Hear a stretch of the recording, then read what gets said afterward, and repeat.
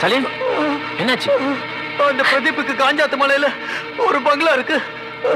அங்க அவன் பையன் போனதுக்கு முன்னாடி தர்மசீல மகனை கொன்னே தீருவேன்னு அவன் வெறியோட இருக்கான். இதெல்லாம் நாங்க மறைஞ்சிருந்து பார்த்தத பிரதீப் ஆளுங்க பார்த்துட்டாங்க. அங்கிருந்து நாங்க தப்பிச்சிட்டு வரப்போ உசேனை கத்தியால குத்திட்டாங்க. இப்ப அவன் உயிருக்கு போராடிட்டு இருக்கான். உசேனுக்கு எதுவும் ஆகக்கூடாது. அவனை எப்படியாவது காப்பாத்தணும். சீக்கிரம் போங்க.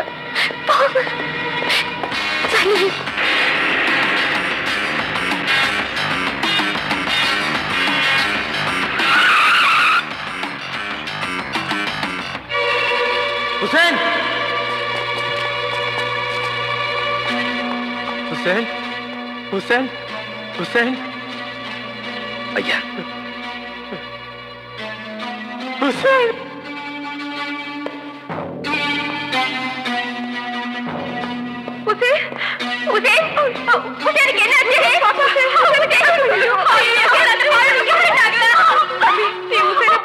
சமயத்துல அந்த பாவிங்க உங்க அம்மா தூக்கிட்டு போயிட்டாங்கப்பா.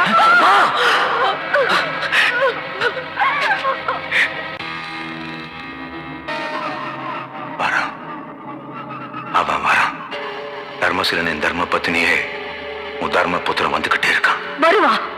சிங்க குட்டிய மகன் பெத்த தாய காப்பாத்த மட்டும் இல்ல, அவங்க அப்பா சிந்தின ரத்தத்துக்கு பதில் கேட்க உன்னை தேடி வருவா. பதில் தானே இருக்கு. அவன் அப்பம் போன இடத்துக்கு அவனையும் அனுப்பி வைக்க போறேன். அநியாயமா ஒரு குடும்பத்தை பிரிச்சு வைக்கிற பாவம் எனக்கு வேண்டாம்.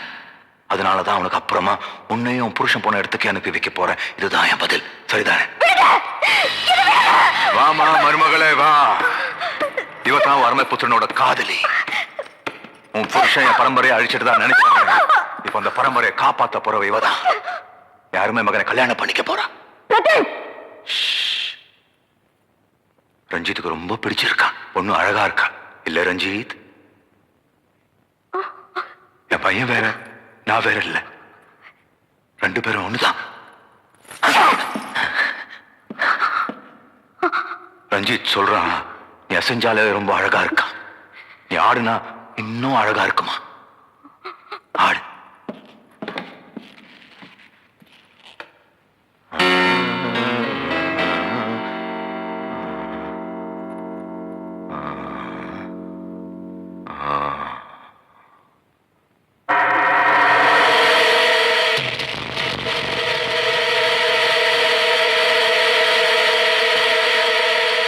முடியாது.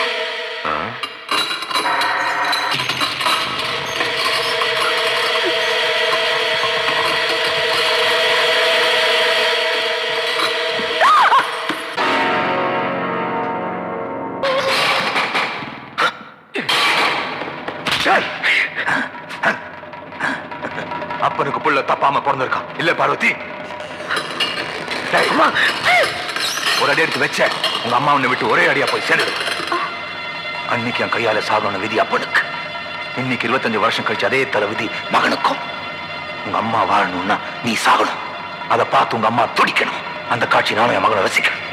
போ, மரியாதையா நீயே தூக்கு. போ போ.